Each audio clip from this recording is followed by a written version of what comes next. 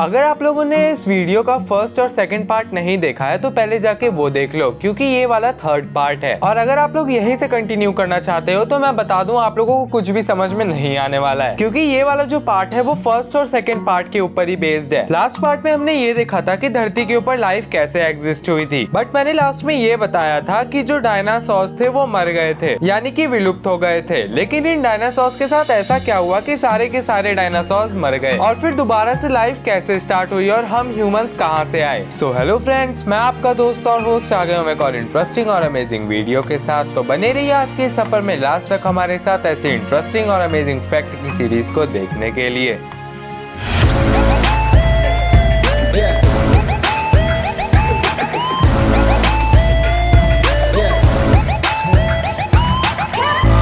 Dinosaurs धरती के ऊपर अपनी बहुत ज्यादा अच्छी जिंदगी जी रहे थे। इन्होंने करीब 14.5 करोड़ साल धरती के ऊपर राज करा। इन्हीं विशालकाय जानवरों के साथ एक नन्ही प्रजाति भी पनप रही थी जो आज के चूहे जैसी दिखती थी। और सही मायने में देखा जाए तो ये हमारे पूर्वज भी थे, यानी कि ये मैमल्स थे। जो डायनासोर्स थे वो अंडे देते थे और जो मैमल्स हैं वो डायरेक्टली बेबी प्रोड्यूस करते हैं। और जो ये चूहे जैसे दिखने वाले मैमल्स थे वो डायनासोर्स से बचने के लिए बिल के अंदर रहते थे। लेकिन अब जो डायनासोर्स थे उनका बुरा समय शुरू हो चुका था, क्योंकि धरती की तरफ एक 10 किलोमीटर के डायमीटर में फैला एक एस्ट्रॉइड बहुत तेजी से आगे बढ़ रहा था। और जब वो एस्ट्रॉइड धरती के ग्रेविटेशनल फील्ड में आया तो जो उसकी स्पीड थी वो एकदम से बूस्ट हो गई। इतनी तेज स्पीड होने के कारण वो एक आग के गोले में बदल गया। उस एस्ट्रॉइड की रोशनी इतनी ज्यादा तेज थी कि जितने भी जानवर उसके रेडियस में आ रहे थे उन सबकी आंखें खराब हो गई थी। दिस इज द टाइम जब वो एस्ट्रॉइड धरती से टकराता है। जहाँ पे वो एस्ट्रॉइड टकराया था वहाँ पे करीब 180 किलोमीटर चौड़ा और 20 किलोमीटर गहरा गड्ढा हो जाता है। एस्ट्रॉइड जब धरती से टकराया उसके बाद जितने रेडियस में वो टकराया था वहाँ का जितना भी मैटर था वो सारा का सारा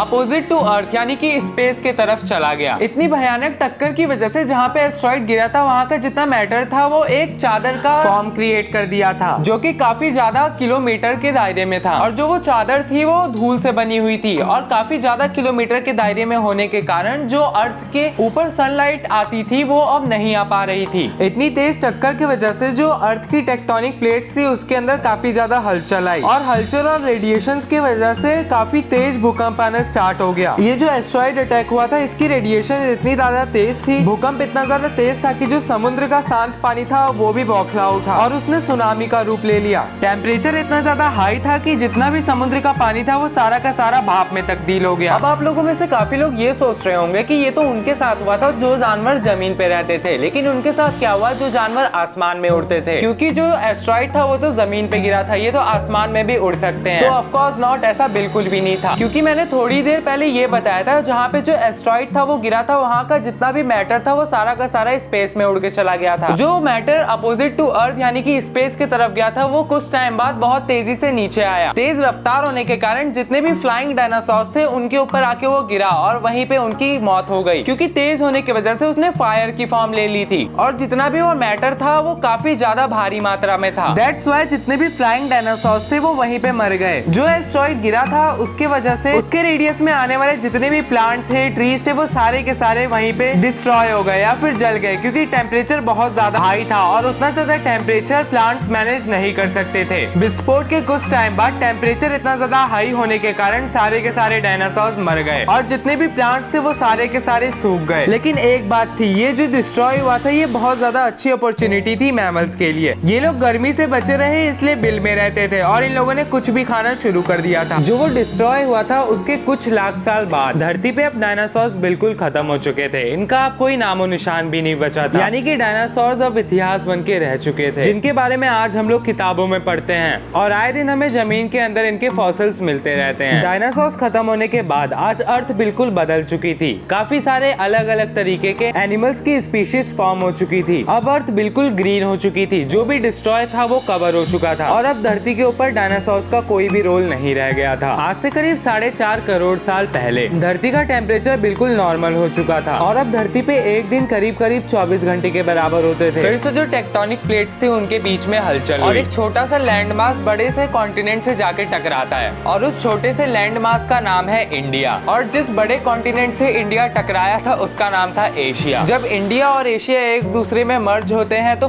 फॉर्मेशन होता है दुनिया के सबसे ऊंचे पहाड़ यानी कि माउंट एवरेस्ट का, जो कि आने वाले समय में हमारे लिए काफी ज्यादा इंपॉर्टेंट होने वाला था, क्योंकि इससे हमें प्योरेस्ट फॉर्म ऑफ वाटर मिलने वाला था और बर्फ पिघलने की वजह से काफी सारी नदियों का निर्माण इसी से होने वाला था। अभी भी अर्थ पे one of the most important thing missing थी, ह्यूमंस यानी कि हम, जो कि आने वाले टाइम में पूरे अर्थ के ऊपर राज करने वाले थे। लेकिन मेन बात ये कि ह्यूमंस अर्थ पे कैसे डेवलप हुए, यानी कि धरती पे इन लोगों ने अपना अस्तित्व कैसे बनाया और ऐसी कौन कौन सी चीजें थी जो ह्यूमंस ने फेस करी थी अपने डेवलपिंग टाइम में। तो आज के लिए बस इतना ही। So last but not least, hope you guys enjoyed this video. If you enjoyed then like, comment, share and subscribe to my YouTube channel that is fact to turn. And the most important note, grow plants and love animals. तो मिलते हैं radio no की अगली series में, तब तक के लिए बाय बाय।